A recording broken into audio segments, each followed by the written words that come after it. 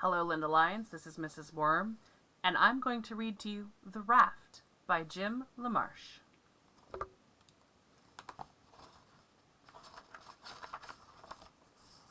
We start with a very unhappy-looking boy. "There's nobody to play with," I complained. "She doesn't even have a TV." Dad grinned. "Well, she's not your normal kind of grandma, I guess," he said. "Calls herself a river rat." He chuckled. "But I promise, she'll find plenty for you to do. And you know I can't take you with me this summer, Nicky. There will be no kids there, and I'll be spending all of my time at the plant." I felt the tears starting again, but I blinked hard and looked out the window. Can you see him? Blinking hard, looking out the window.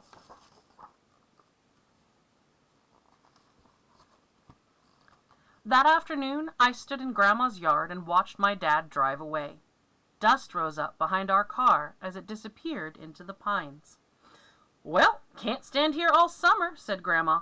"Come on, Nicky, it's time for supper." Looks like Grandma has a way with birds. And here's Nicky, semi-hiding behind the tree. He does not look happy. Let's see what he found. "Honey or maple syrup on your cornbread?" Grandma asked. "I don't like cornbread," I mumbled, poking my finger into the syrup pitcher when she wasn't looking. "If you're going to do that, you better wash up first," she said. She had eyes on the back of her head. "Bathroom's right through there." I pushed the doorway curtain aside and walked into what would have been a living room in anyone else's house. Books were scattered everywhere, on the tables, on the chairs, even on the floor. 3 of the walls were cluttered with sketches and stuffed fish and charts of the river. Several fishing poles hung from the 4th, with a tackle box, a snorkel, and a mask on the floor beneath them. It looked like a river rat's workroom, all right, except that in the middle of everything was a half-finished carving of a bear. "Been carving that old fellow for years," Grandma called from the kitchen. "The real one hangs out at the dump. Now come get your supper before I feed it to him." So you see him walking through his grandmother's room. Stuffed fish, drawings, that half-carved bear. No, we're still not happy. Let's find out why. Dad was right. Grandma found plenty for me to do. In the morning, I stacked firewood, then helped her clean out the rain gutters and change the spark plugs on her truck. The afternoon was almost over when she handed me a cane pole, a bobber, and some red worms. "Fish fry tonight," she said, showing me how to bait the hook. "That river's full of fat bluegills. Drop your line near the lily pads and you'll find 'em." Down at the dock, I looked things over. The lily pads were too close to the shore. There couldn't be fish there. I walked to the end of the dock and threw my line out as far as I could. Then I sat down to wait. And wait. And wait. My bobber never moved. "There's no fish in this stupid river," I said out loud, disgusted. We had hamburgers for dinner. Down here just sitting, not listening to where she told him to go fishing. "Give it another try," said Grandma the next evening. "I'll bet you catch something." Don't count on it, I thought, as I headed back to the dock. I threw my line in the water. Then I stretched out on the dock to wait. I must have fallen asleep, because I was awakened by a loud chirping and chattering. I sat up and looked around. A flock of birds was moving toward me along the river, hovering over something floating on the water. It drifted downstream, closer and closer, until finally it bumped up against the dock. Though it was covered with leaves and branches, now I could tell that it was a raft. What was it doing floating down the river all by itself, I wondered. I reached down and pushed some of the leaves aside. Beneath them was a drawing of a rabbit. It looked like those ancient cave paintings I'd seen in books. Just outlines, but wild and fast and free. I cleaned away more leaves, and it was like finding presents under the Christmas tree. A bear, a fox, a raccoon, all with the wild look of the rabbit. Who had drawn them, I wondered? Where had the raft come from? So we see him clearing the leaves and branches off of the top of the raft. And there's the rabbit.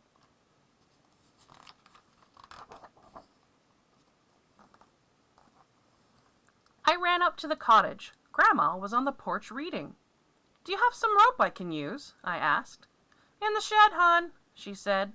"Help yourself." She didn't ask me what I needed it for, and I decided not to tell her yet.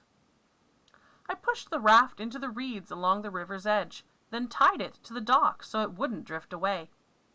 All the while, birds flew over my head every now and then, swooping down to the raft, as if it were a friend. A crane waded through the reeds to it. A turtle swam up from the bottom of the river.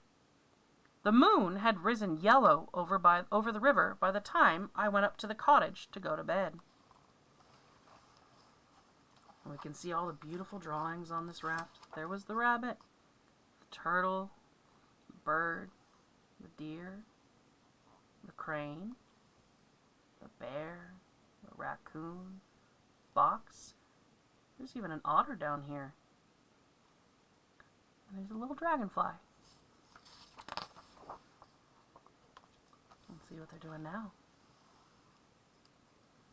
I was already down at the dock the next morning when Grandma appeared with a life jacket and a long pole. She didn't seem surprised by the raft at all, or by the animal pictures all over it.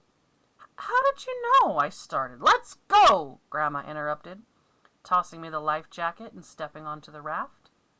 She pushed the pole hard into the river bottom, and we moved smoothly into the current.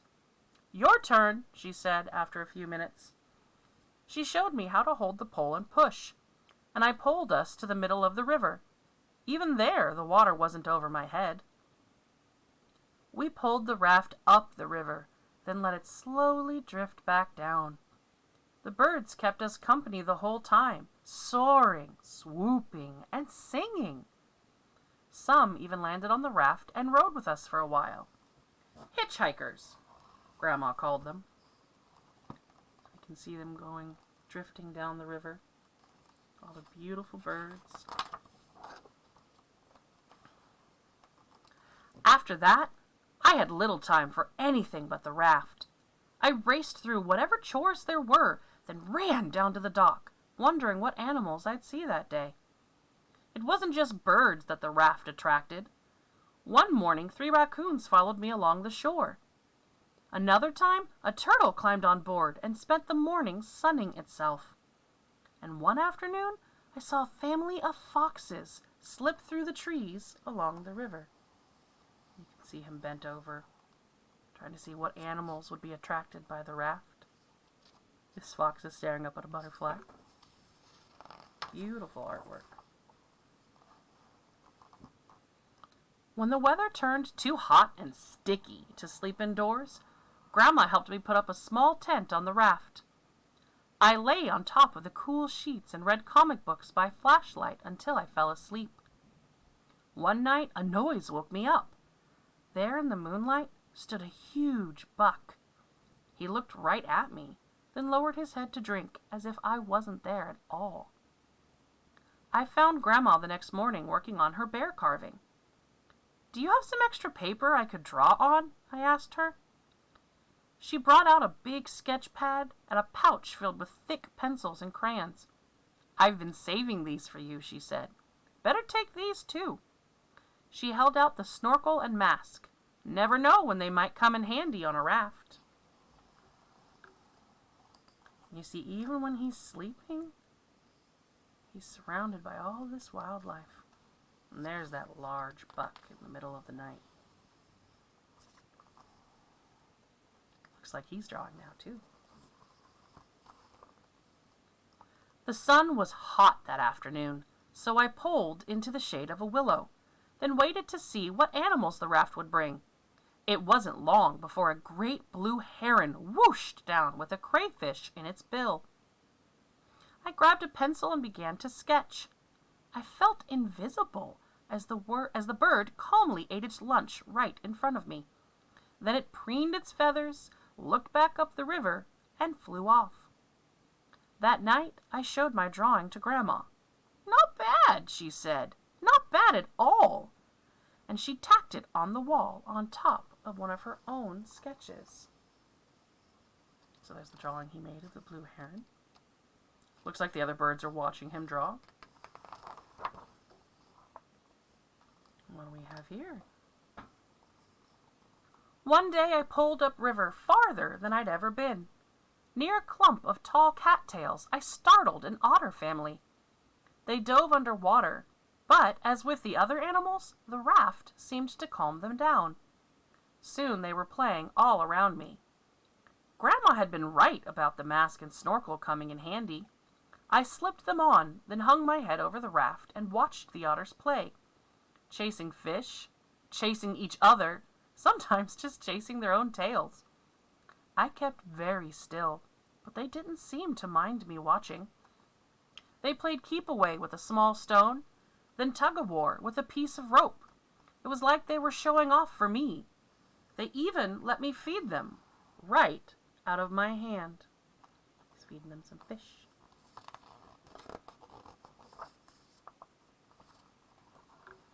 That looks like some fun. Some mornings, Grandma would make a bag full of sandwiches and a thermos of icy lemonade. Then we'd put on our bathing suits, grab some towels, a lawn chair, and an inner tube, and pole upriver to her favorite swimming spot. "I've come swimming here since I was a girl," she told me as we tied the raft to an old dock. "The Marshalls used to live here, all 10 of them. What a herd of animals we were." While Grandma watched from the inner tube, I practiced my flying cannonballs. Then we'd eat our lunch, and she'd tell me stories about growing up on the river. My favorite was of the time when she found a small black pearl inside a river clam. "I still have it," she said. See them enjoying their day on the river.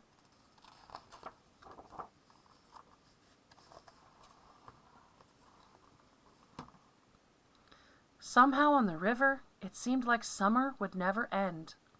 But of course it did. On my last day, I got up extra early and crept down to the dock. The air was cool, and a low, pearly fog hung over the river. I untied the raft and quietly drifted downstream. Ahead of me, through the fog, I saw 2 deer moving along the river, a doe and her fawn. When they reached the shore, the doe leaped easily up the steep bank, then turned to wait for her baby. But the fawn was in trouble. It kept slipping down the muddy bank. The doe returned to the water to help, but the more the fawn struggled, the deeper it got stuck in the mud. We can see the fawn getting stuck in the mud here. The mother doe had already leaped onto the bank.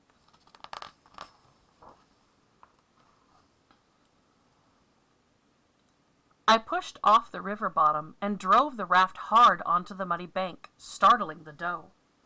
Then I dropped into the water. I was ankle deep in mud. "You're okay," I whispered to the fawn, praying that the raft would calm it. "I won't hurt you." Gradually, the fawn stopped struggling, as if it understood that I was there to help. I put my arms around it and pulled. It barely moved. I pulled again and again. Slowly, the fawn eased out of the mud, and finally it was free. Carefully, I carried the fawn up the bank to its mother. You can see him carrying the fawn now. He's got real muddy feet from jumping into that river. And the fawn's got its muddy legs too.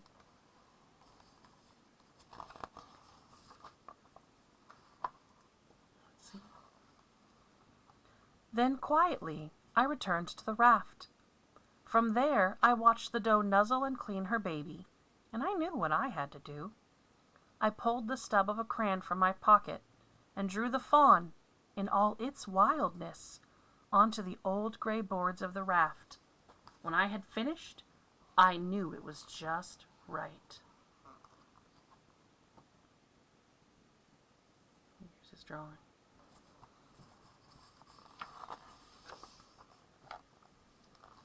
After supper, I showed Grandma my drawing of the fawn and told her my story. "It's perfect," she said, "but we need to do one more thing." She hurried up to the cottage. When she came back, she had tubes of oil paint and 2 brushes. Grandma helped me trace my drawing with the oil paint, which soaked deep into the wood. "That'll keep it," she said. "Now you'll always be a part of the river." "Just like you, Grandma," I told her. "A river rat." Grandma laughed. "Just like me," she agreed. You see them enjoying their last day of summer together on the river. And there is that fawn that he helped rescue. This was The Raft. I hope you guys enjoyed listening as much as I always enjoyed reading. Have a great day.